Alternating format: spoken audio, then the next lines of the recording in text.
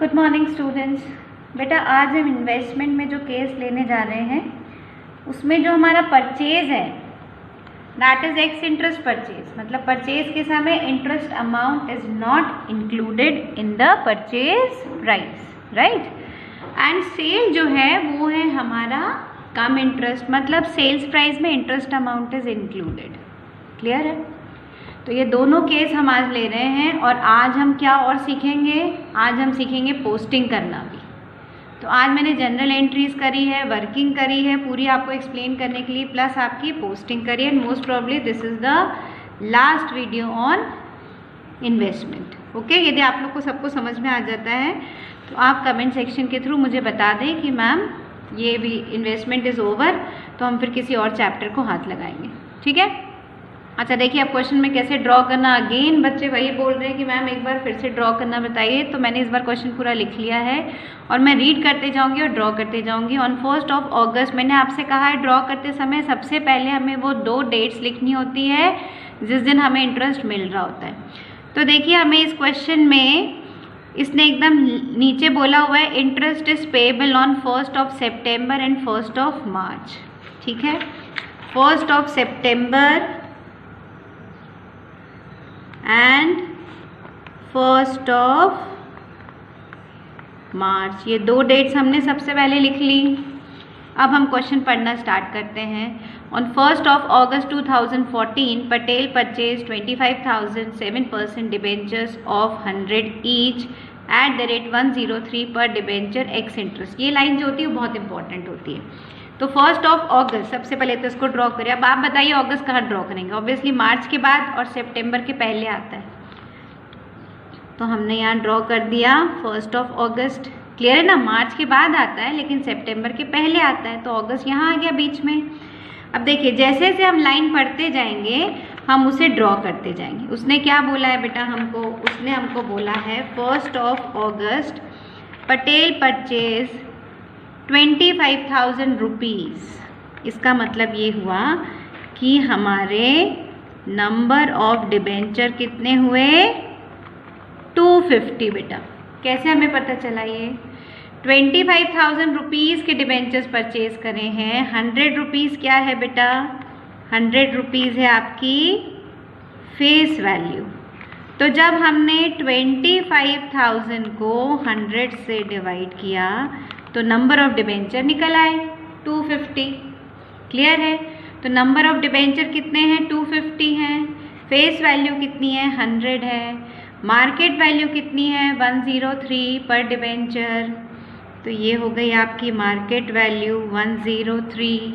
ठीक, और 7% डिबेंचर लिखा है, तो this is your rate of interest is 7%।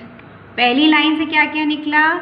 1 अगस्त की डेट, 25,000 से पता चल गया 250 number of debentures, 100 face value थी, 103 market value 3, 7% is rate of interest. X interest का केस है बेटा। और क्या पता चल गया कि दिस इज एक्स इंटरेस्ट, तो हमने यहाँ पर लिख भी दिया कि this is ex interest. Clear? ताकि करते समय याद रहे। Brokerage at the rate 1/8% and other expenses 20 paid. ये सब किस समय हो रहा है? परचेज के समय। तो परचेज एक्सपेंसेस 20 रुपीज़ प्लस 1/8%। ये दोनों क्या है? परचेज एक्सपेंसेस है, जो कि क्वेश्चन में एक लाइन पढ़ने से ही समझ में आ गए। तो पूरी लाइन आपने समराइज कर ली अपने हिसाब से। ठीक, अब हम आगे बढ़े। ऑन 1 फेब 2015, तो ये एक्चुअली कहाँ से कहाँ स्टार्ट हो रहा है? ये स्टार्ट हो रहा है हमारा 1 अप्रैल 2014 से 31 मार्च 2015 तक चल रहा है। तभी तो अगस्त 14 को खरीदा और फेब में। अब देखिए ये जो मैंने ड्रॉ किया, अब आप ही बताइए फेब कहाँ आएगा? ऑब्वियसली सितंबर के बाद लेकिन मार्च के पहले। तो फेब कहाँ आ गया हमारा? यहाँ आ गया। और कौन सा फेब है? 1 फेब है। क्या हो रहा है इस दिन? इस दिन हमारा सेल हो रहा है भाई। कितना सेल हो रहा है? ही sold 100 debentures. Means number of debentures कितने हो गए बच्चों? 100 हो गए। 7% रेट हमें पहले से पता है, 106 पर debenture, this is your market value. इस दिन आप बेचने जा रहे हैं 106 में। कौन सा केस है बेटा? कम इंटरेस्ट लिखा हुआ है ना उसमें, तो हमने यहाँ लिख दिया, क्या लिख दिया? कम इंटरेस्ट, ताकि हमें ये पता रहे ये कम इंटरेस्ट है और ये एक्स इंटरेस्ट है। मतलब परचेज करते समय है हमारा एक्स इंटरेस्ट और सेल करते समय हमारा कम इंटरेस्ट। कितने डिबेंचर्स बेच रहे हैं? 100। खरीदे कितने थे? 250, यानी कितने बच गए? 150 बच गए। फेस वैल्यू इनकी भी 100 ही रहेगी क्योंकि इनकी 100 थी। मार्केट वैल्यू 103 में खरीदे थे, 106 में बेच दिए। रेट ऑफ इंटरेस्ट तो सेम ही रहने वाला है। अब देख लें एक्सपेंसेस के लिए कुछ कहा है, बिल्कुल कहा है, brokerage paid on it is 1/8%। ठीक, तो केवल एक ही एक्सपेंस है सेल्स के टाइम पे, 1/8% एक्सपेंस, बस कहानी ख़त्म। ठीक, लेकिन एक डेट और आ रही है, कौन सी? हमारी बुक्स क्लोज हो रही है कब? 31 मार्च को। मतलब क्या? देखिए अब ये पूरा ड्रॉ हो गया। एक बार क्वेश्चन पढ़ा हमने, पूरा क्वेश्चन ये रेडी हो गया हमारे सामने। सबसे पहले 1 अगस्त की एंट्री करेंगे, फिर 1 सितंबर, 1 फेब, 1 मार्च और फिर 31 मार्च। क्लियर है? पूरा क्वेश्चन आ गया। अब क्वेश्चन में झांकने की जरूरत नहीं है, टाइम वेस्ट करने की जरूरत नहीं है। Everything is clear. 250 number of debentures we have purchased on 1 August. हमने 250 डिबेंचर्स खरीदे। 1 सितंबर को उन पे हमें 6 महीने का इंटरेस्ट मिलेगा। 1 फेब उसमें से 100 डिबेंचर बेच दिए इस रेट पर, और 1 मार्च को बचे हुए कितने बचे? 250 में से 100 चले गए तो 150 पे 6 मंथ का इंटरेस्ट रिसीव होगा कंपनी से, और 31 मार्च को बुक्स क्लोज होती है तो 1 महीने का क्या हो गया? Accrued interest. कंपनी से मिला नहीं, लेकिन क्वेश्चन में लिखा भी नहीं कि बचे हुए डिबेंचर्स बेच दिए। इसका मतलब 150 हमारे पास 1 मार्च तक भी थे और 31 मार्च तक भी थे, तो 1 महीने का इंटरेस्ट क्या हो गया? एक्रूड भी हो गया। क्लियर है कहानी? कहाँ तक जाना है अपन को? अब हम स्टार्ट करते हैं अपनी वर्किंग और जर्नल एंट्री से। ठीक है, तो आप देख ही रहे हैं सबसे पहली डेट कौन सी है बेटा? 1 अगस्त। ठीक है ना, 1 अगस्त है हमारी फर्स्ट वर्किंग। ठीक, अब हम ध्यान देते हैं हमारी एंट्री पर। अब हमने जनरल एंट्रीज किसकी बुक्स में करी है? पटेल यानी जिसने परचेज किया है उसकी बुक्स में। 1 अगस्त डेट देख लीजिए। 7% debenture account will be debited, interest account will be debited to bank. अब ये बहुत काम की चीज़ है, इससे पता चलेगा कितने महीने का इंटरेस्ट लेंगे। जिससे भी खरीदा उसने 1 मार्च को कंपनी से 6 मंथ का इंटरेस्ट रिसीव कर लिया था, क्योंकि ये किसकी डेट है बेटा? इंटरेस्ट की डेट है। ठीक, अब उससे 1 मार्च से 1 अगस्त के बीच उसने कितने महीने इस सिक्योरिटी को होल्ड किया? गिन लेते हैं। मार्च पूरा, क्योंकि 1 मार्च आपने रिसीव कर लिया, उसके बाद पूरा मार्च आपने होल्ड किया सिक्योरिटी को, तो मार्च, अप्रैल, मई, जून और जुलाई। बस जुलाई एंड हुआ और 1 अगस्त तो आपने खरीद ही लिया। तो ये कहता है कि हमने 5 मंथ्स तक होल्ड किया है, तो हमें 5 मंथ्स का इंटरेस्ट आप दीजिए 1 अगस्त को। ठीक है, और हमने 250 डिबेंचर्स खरीदे हैं, हाँ, एक 103 की रेट से। अब देखिए हमारे वर्किंग नोट 1 अगस्त डिबेंचर का वर्किंग नोट है। 250 डिबेंचर्स 103 के हिसाब से इतने रुपए में परचेज करे थे। ये कैसा परचेज है बेटा? This is a ex interest. Interest amount is not included in purchase price, but purchase price निकालते समय we have to add purchase expenses. Formula याद है? एक्स इंटरेस्ट होता है तो purchase price plus purchase expenses करते हैं, और इंटरेस्ट को क्या करते हैं? Ignore, exclude. याद है? तो 250 × 103 आ गई परचेज प्राइस। इस पे कुछ एक्सपेंसेस थे। क्या एक्सपेंसेस थे? 2 एक्सपेंसेस थे। कौन कौन से? 20 रुपीज़ और 1/8%। 1/8% किस पे निकलेगा बेटा? फेस वैल्यू पे, है ना? बेसिक वाले में बताया है 250 × 100 × 1/8 और परसेंट था इसलिए 100। जब हमने इसको पूरे को सॉल्व किया तो 31.25 का एक्सपेंस है, 20 रुपीज़ का एक्सपेंसेस। इन तीनों को जब हमने ऐड किया तो 25801.25 पैसा, इतने में आपने डिबेंचर खरीदे। ठीक है, अब हमारे दूसरी एंट्री देखिए, यदि हम एंट्री पे ध्यान देते तो हमारी एंट्री के दो पार्ट, डिबेंचर और इंटरेस्ट। डिबेंचर का अमाउंट आ गया, अब हम इंटरेस्ट की चिंता करें। 250 डिबेंचर्स पे interest always computed on the, interest किस पे निकलता है, हमेशा फेस वैल्यू पे। फेस वैल्यू क्या है, 100 रुपीज़। तो 250 इंटू 100 25,000। 7% क्या था हमारा, रेट ऑफ इंटरेस्ट था। कितने महीने का निकाल रहे थे, 5 महीने का निकाल रहे थे। 100 डिवाइडेड बाय 100 डिवाइडेड बाय 12 क्यों करते हैं, क्योंकि साल भर का रेट है इसलिए डिवाइडेड बाय 12 और इंटू 5 किया है क्योंकि 5 महीने का निकाल रहे हैं। ठीक, इसको सॉल्व किया तो 729 इंटरेस्ट हो गया। कितने मंथ का, 5 मंथ का। ठीक, ये 5 मंथ का इंटरेस्ट कितना हो गया, 729 जो हमें देना है। अब देखें एंट्री पे, हमने अभी कैलकुलेट की थी परचेज प्राइस 25,801.25, किसके सामने निकली है, डिबेंचर के सामने। क्या क्या इंक्लूडेड था परचेज प्राइस में, क्या क्या इंक्लूडेड था, जितने में खरीदा वो अमाउंट है ना, 250 इंटू 103 प्लस एक्सपेंसेस, तब निकली थी हमारी। कहा ना परचेज करते समय चाहे एक्स इंटरेस्ट हो चाहे कम इंटरेस्ट हो, परचेज करते समय एक्सपेंसेस हमेशा ऐड होंगे परचेज प्राइस में। 729 इंटरेस्ट का अमाउंट लिख दिया, चूंकि एक्स इंटरेस्ट था इसलिए इन दोनों का ऐड करने के बाद जो अमाउंट आया उतना हमारे पेमेंट हुआ। मतलब हमने इतना पेमेंट किया डिबेंचर्स के लिए और इतना पेमेंट किया इंटरेस्ट के लिए। टोटल हमने कितना पे किया, 26,530। क्लियर। अब यदि हम डायग्राम पे कॉन्सेंट्रेट करें, 1 अगस्त तक हमने एंट्री कर ली। अब हम किसकी तरफ जा रहे हैं, 1 सितंबर। 1 सितंबर को क्या हो रहा है, 1 सितंबर को कंपनी आपको 6 मंथ का इंटरेस्ट दे रही है। हम पहले इसकी वर्किंग देख लें। 1 सितंबर को receive 6 month interest. Again I am repeating, interest जो है वो फेस वैल्यू पे कैलकुलेट होता है। कितने डिबेंचर खरीदे, 250 इंटू 100, 7% का रेट था, 6 महीने का इंटरेस्ट निकाल रहे थे इसलिए 6 डिवाइडेड बाय 12 किया और परसेंटेज होता है इसलिए डिवाइडेड बाय 100। बेटा ये आपका SI जैसा ही है, बिल्कुल आपके कोर्स में है ये। तो 875 का इंटरेस्ट आया। एंट्री देखिए, bank account debit to interest 875। ये सबको समझ में आ गया होगा क्योंकि हम इंटरेस्ट रिसीव कर रहे हैं बेटा, है ना। अब हम आते हैं हमारे नेक्स्ट शेड्यूल। 1 सितंबर की कहानी भी हो गई। अब हम आते हैं 1 फेब। क्या कर रहे हैं, 100 डिबेंचर सोल्ड हो रहे हैं। वर्किंग देखिए, 1 फेब सेल ऑफ 100 डिबेंचर्स। कौन सा केस है, कम इंटरेस्ट। कम इंटरेस्ट का क्या मतलब बताया कि सेल प्राइस में इंटरेस्ट का अमाउंट भी इंक्लूडेड है। तो आपको क्या करना पड़ेगा, इसको माइनस करना पड़ेगा। तभी तो आप क्या करेंगे, इस डिबेंचर के सामने और इंटरेस्ट के सामने अलग अलग अमाउंट लिखें क्योंकि इसमें ही इंटरेस्ट का अमाउंट इंक्लूडेड है, कम इंटरेस्ट है ना। अब हम सबसे पहले सेल प्राइस निकाल लें। कितने डिबेंचर सोल्ड कर रहे थे, 106 के रेट से ये निकली। इसमें से एक्सपेंसेस यदि होंगे तो माइनस होंगे। परचेज करते समय एक्सपेंसेस ऐड होते, सेल करते समय एक्सपेंसेस माइनस होते।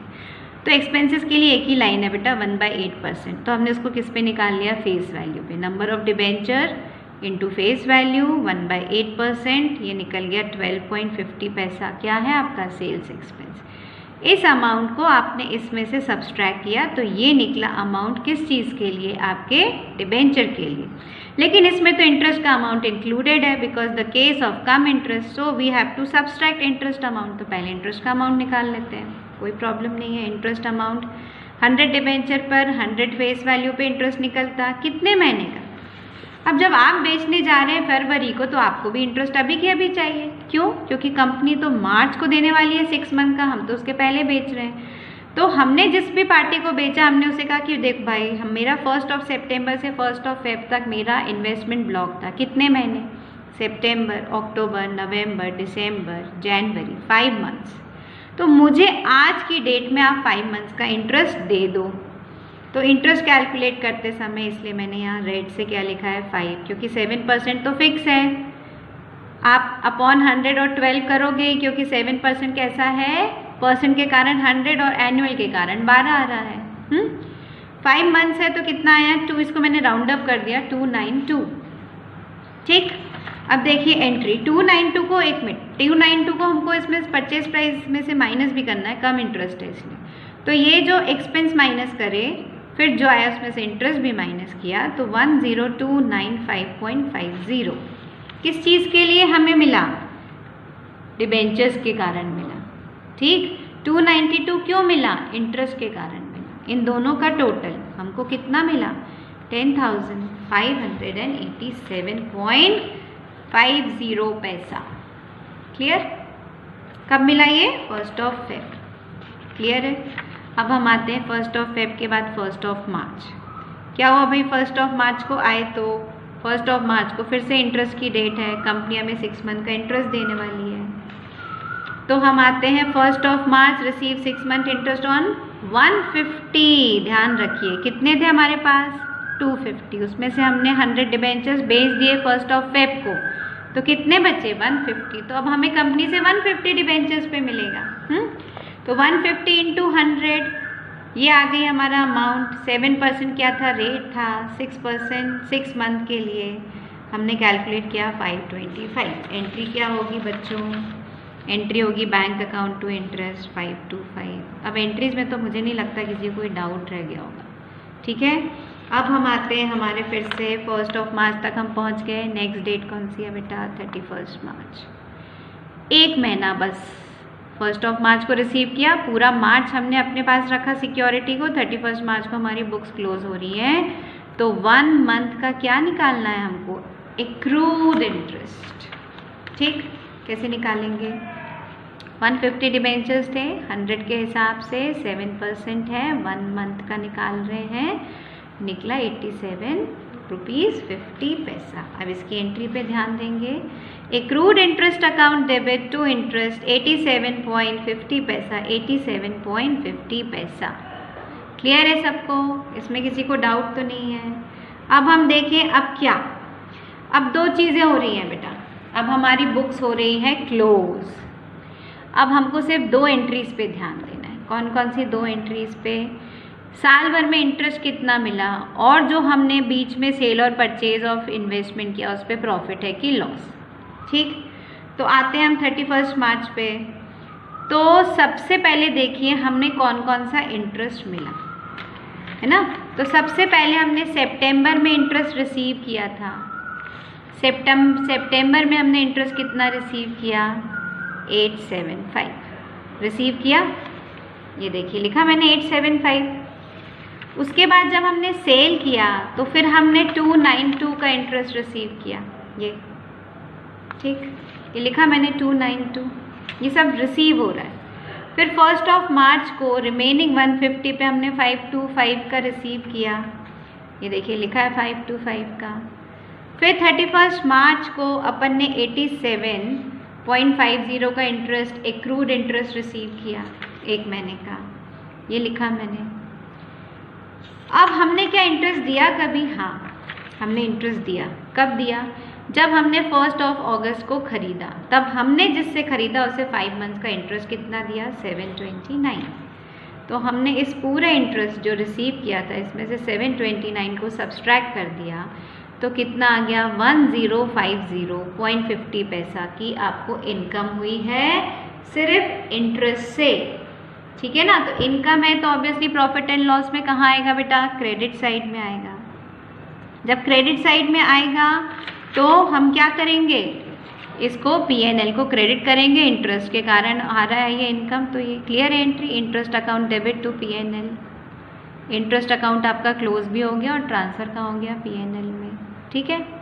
अब हम देखें कि ये जो हमने परचेज किया और सेल किया इस पे हमें प्रॉफिट है कि लॉस।